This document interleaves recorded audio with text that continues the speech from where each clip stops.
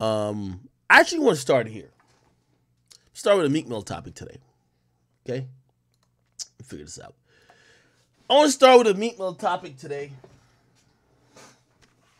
Y'all all know me and Meek Mill, we do not have issues. We have talked on the phone. We've agreed that, hey, listen, if it's honest critique, obviously, I'm going to be able to do my job. Also, if he has something to say about me, he could also say it. But the vitriol and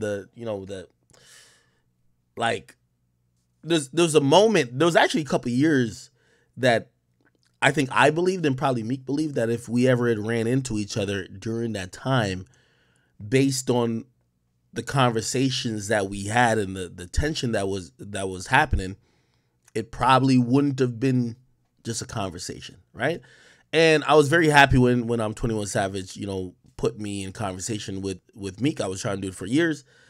Again, just think about how I make money, how I do my thing, bro. I don't want to beef with a rapper. You get what I mean? Like, Meek should be having beef with other gangsters. You know what I mean? Like, I remember talking to Meek, and I don't want to give really much of our conversation. And he's like, yo, Ak. He's like, yo, I'm really living this. Like, he hopped out of the car when we were on FaceTime. He's like, yo, this is a bulletproof car. And I'm like, oh, shit. Okay, good. You know what I mean? I'm glad you're moving correctly.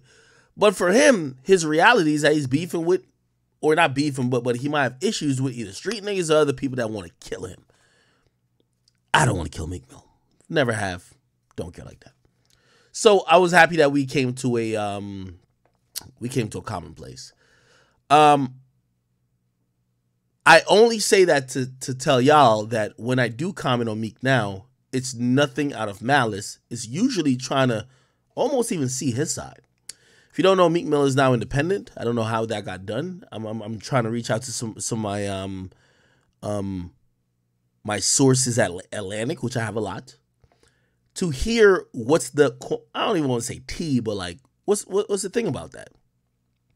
I have a idea what I think it was. And I think this is what happens to a lot of artists who don't continue to be hot or who don't continue to maintain the value that their label purports them to be. This is why I think Meek's independent. I'm going to get to his post in a second. Meek Mill is a artist who sold 250,000 first week twice. You know what that does to a label? First of all, you gotta usually there's renegotiations after that. You gotta shell out a hell of an advance.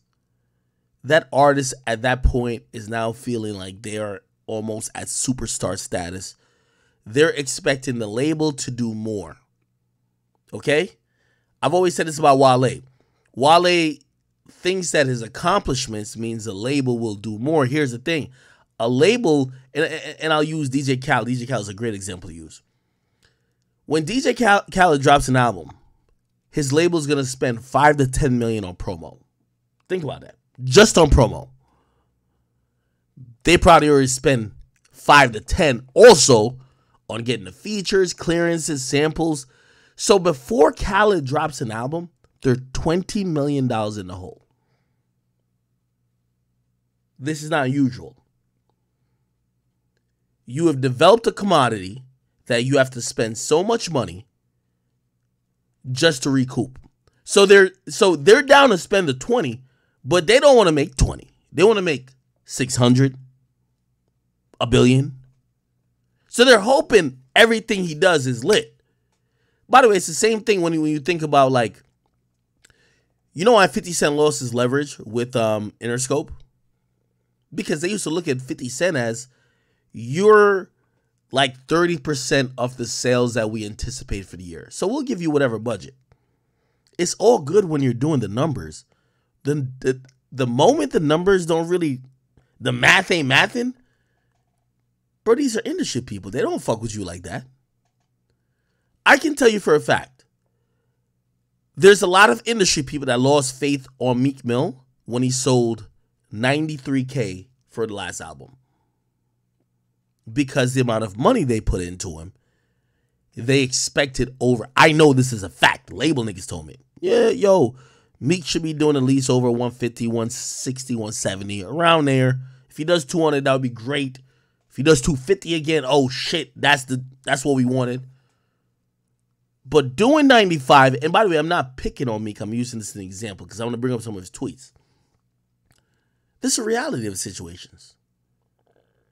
Only in hip hop do artists think that because you were popping 10 years ago, you have a great catalog, which, by the way, Meek has an outstanding catalog. But the labels don't respect you. Let me tell you the label motto. It's easy to make a new you. It's cheaper to make a new you and invest in a new you than pay you when you're lit. You want to know why Atlantic Records didn't retain Youngboy services? Youngboy is lit. Even though he's 22, he's super lit. All the leverage in the world. You know what they're thinking? We're going to either have to give him some of his masters back. We don't want to do that because we own these 22 projects for life. Or we're going to have to pay maybe 70, 80, 90, $100 million for Youngboy. They took a risk. They said, well, risk assessment. That's how insurance companies do. Well, if we pay him $100 million and say he gets sentenced to time or whatever charge he might have, or he gets into some shit, we don't recoup. They take that type of risk to say, yo, Youngboy, as great as you are, we're not giving you $100 million. We'll offer you blah. And I won't say the number because I know the number. That's how the music industry goes.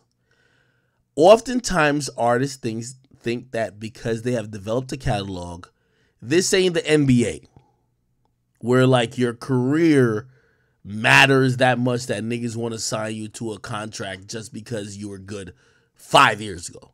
It's what have you done for me lately? So, I didn't cover this because, again, I'm still not even covering everything with Meek, but again, I don't have a problem with Meek. I think he probably still has his stuff on his Twitter. I want to go over it. Okay? I want to go over it. Let me see if I could go over it. Okay. And I've been wanting to talk about this. So, by the way, I don't know how Meek has gotten independent. I don't know if his deal really got up or whatever the case is. I don't know if he leveraged it. By the way, what I do know is this. Meek Mill at this point is trusting the white dudes who ain't in music more than the people that are in music. Let me explain. Meek Mill was signed to Roc Nation. Roc Nation is a quasi-touring company, management company, record label, agency, sport agency, and among other things. Meek Mill has announced that he is not with Roc Nation for management anymore. Despite him and Jay-Z being mad, cool, this and third, he said that his management is now going to go through what I saw through a press release, WME. I'm going to break everything down for y'all. What does that tell me? That tells me that that's a move. And by the way, he's really cool with, what's the guy's name? It's a white dude. Co-owner of Sixers. What's his name? Spam his name. Yeah, know his name. Like, it's not no secret. White dude, co-owner of Sixers. What's his name? Rubin. Yes. So Michael Rubin has helped him secure a WME management situation, which is very interesting to me. I'll tell you why. Again, I don't know Meek's business that intimately. I've heard things, but I'm only going to speak what I could verify factually, and then I'll make my own assumptions, which I'll tell you as assumptions. Meek was with Roc Nation, and he left Roc Nation to go to WME. You know what that tells me?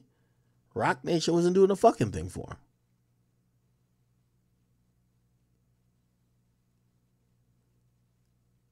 Meek, which every time I speak about Meek, there's always these clickbaiter people who like use my content.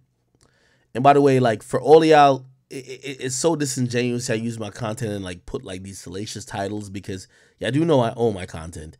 The only person I give explicitly permission to put on my content is Drill, who puts it up on my page. The rest of y'all can just take that shit down. So I want to be very careful, but I'll also state this while I know y'all will take me out of context.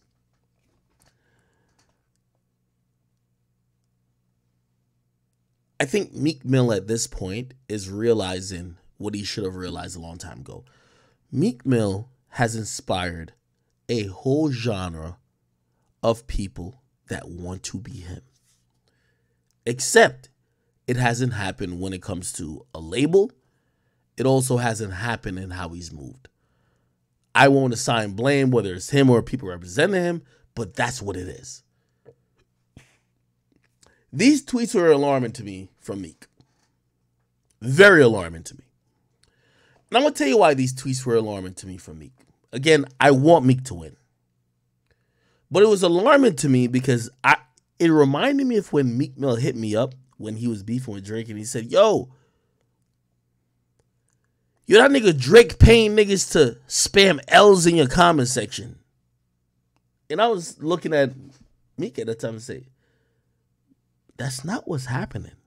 Drake isn't paying people to be like, go in the Akademiks comment section and spam L's. He's not doing that. You get what I mean? What he's like, it's just internet culture. Give me 1 second.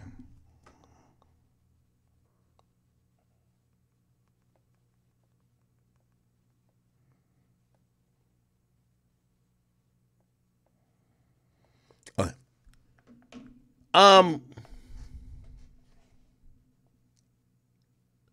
What that told me is that Meek Mill may have been isolated and insulated by people who fuck with him. Now, I got to explain this to y'all. There's a lot of artists. Let me tell you what Akademiks' Instagram is. My Instagram is a mirror of how fans and people who ain't in your circle really feel about you. I know, yeah, sometimes they got more jokes than others, but trust me, I've been around so many people who are popular, and what happens is they insulate themselves with people who are yes men or people who agree with them. So sometimes I've seen artists come to my page and say, why your page the only place I see people saying this? And sometimes it's not even worth having a conversation with them because I really want to say, where are you getting the conversation piece from? My page ain't filled with Meek Mill haters. You got people who like Youngboy, people who like Eminem, people who like Drake, people who like Lil Wayne, people who like Nicki. They're not all there to say we don't fuck with Meek Mill. But this is what I try to explain to every artist. Your follower list is your stans. The people who are on my page, they talk about you like you're just one of the regular artists. So they give a really non-biased opinion. So anyway, I say all that to say, when Meek had said that to me back then, it's like, yo, Drake paying niggas to put L's under my any post you put about me. I'm like, that's not how it works. But I didn't want to argue. I said, whatever. When I see Meek tweet out this, if you a corporate person, by the way, this was August 17th. It's 4 days ago. If you a corporate person that works in the music business and ever predicted Meek is over, I want to place a $10 million bet with you in contract. Label owners, A&R, CEOs, COOs, artists. Listen, this was the important part. I'm just finding out y'all was talking like that. Y'all said I was over at least 5 times.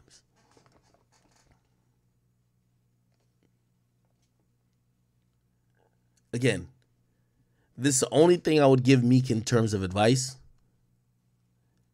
I know at times me and Meek has been on odds, but it's not because I just intuitively or just intrinsically hate him. everything I've ever said about Meek, a lot of people think they'll never say. So when Meek says this, he says, yo, I'm just finding out y'all was talking like that. Meek, Atlantic, there's a lot of niggas in Atlantic that was talking that you're finished when you beef with Drake and you on their label. This is the music business. And this is what happens when artists surround themselves with people who they don't, who are pretty much either relying on them or it's in their best interest just to tell you, oh, no, you're lit. Meek, I could tell you this is a fact. Atlanta, you went crazy. I'm going to keep it 100. And crazy in a good way. You turned up. During that Meek shit and during that Drake shit, okay, great. People say you wanted beef. But there was a period after it where you were just dropping all type of freestyle. You still had the streets. That's the exact reason why Wins and Losses sold 100K. You had the streets. Let me tell you this. When you started beefing with Drake, your label quit on you. They thought it was over, bro. They did. It's crazy that Meek finds this out in 2022 because in 2016, that's what they were thinking. In 2015, that's what they were thinking. So when I hear him say like, yo, I want to place a bet with y'all, I'm like, yo, Meek, you shouldn't place a bet, number one. But number two is you should understand. What Meek might have thought is Akademiks hating. I'm the only nigga that will say what everybody be thinking about everything. Like, you know when I came on stream like last week or a couple days ago and I said, yo, they think that new Khaled and Drake song is whack. The whole industry think it's whack, bro. The whole industry. Bro, they're just pussy. They just won't say it. You know why? They don't want Drake and Khaled to be mad at them. Bro, I'll say it. I don't got no business with Drake and Khaled. I'll say it. Song's fucking whack. But in reality, all of these industry people, they watch and they observe and they talk. Let me tell you what happened with Meek and Atlantic from my perspective. They have a difference of opinion. They're not treating Meek as how his catalog believes he should be treated. They think Meek, who nowadays, and I don't know what his current contract with Atlantic or his past contract with Atlantic was, his last one, they feel that Meek should be given mad free. Yo, they're using a YoungBoy model. YoungBoy was signed for 5 albums and gave him 22. There's no point in YoungBoy's career where YoungBoy was like cold. He gave him 22 projects and he was signed for 5. This is a fact. YoungBoy dropped 23, because last Slime Meter was his 23rd. 23 projects and he was only signed for 5. So you know what they start looking at these other artists and say? By the way, it's the reason why Kodak just dropped Closure. Unofficially, officially, the label's going to pick it up, put it in whatever. It's not going to count for his requirements. Bro, these labels been hoeing these artists forever. So here's the thing with Meek Mill that I realized early on. The labels realized it was too expensive to keep investing in Meek Mill. And that's a very dangerous point to have. They're like, well, back in the day, we only had to give or invest $5 million and Meek would make us 10.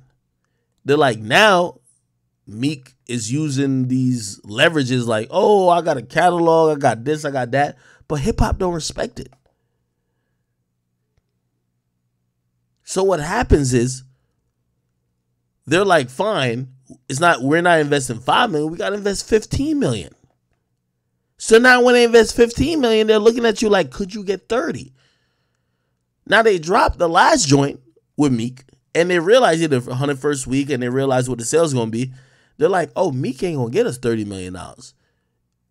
Not saying he won't recoup, but they're like, we're only giving this big budget just to possibly recoup. So you know what happens? All that money that they would have gave or allocated to Meek, bro, they're giving to other people. That's it. They're giving to other people. So I don't know how we got independent, but salute to Meek for that. By the way, I don't know if y'all think I was criticizing him. I think Meek is becoming smarter. Meek is in the best position of his career. Here's the problem, and here's the point. He has to execute. And the only way you execute, you got to put the ego beside yourself. I see Meek said, he was going to drop 10 projects. That sounds good. But you know what? A lot of artists Meek is 15 years in the game, bro. You think Meek about to drop 10 free projects just to get? No, he's not, bro. Like, these niggas, once music business, you get the money later. Once you start getting the money, nobody says, oh, let me go back to the free model and just hope to get the money later again. No way, and this is my opinion, Meek drops 5 or 10 free projects trying to get back hot. No. He's going to look at somebody, if he's quote unquote independent, so look at somebody and say, y'all got to pay for this shit. How do you get hot? You got to do it out of passion. You got to just put it up. Hopefully people fuck with it. And that's where I think the interesting part of the whole Meek Mill saga will be. Anyway, people, I'm here. Somebody says Meek needs Drake and French. I don't think so. He don't need them. Meek just need to work. Yo, Meek is in the same position that a lot of artists are in. You want me to tell you artists who are in Meek's position? Roddy Ricch. If I'm Roddy Ricch right now, if Roddy Ricch called my phone right now, you know what I'm going to tell him? Nigga, I don't give a fuck about how many diamond plaques you got. I don't care how crazy that first album did. Bro, the people have basically said, yo, you need to do some more shit. So drop, feed the streets, whatever. Drop another mixtape. Give a couple more freestyles and get back hot. Yo, what plagues the majority of artists is that after you've gotten a positive result from doing this, you never want to do this to get the same result. Everybody feels entitled. Okay? Somebody says Hassan is in the are we talking about Hassan Campbell or there's a Hassan on Twitch?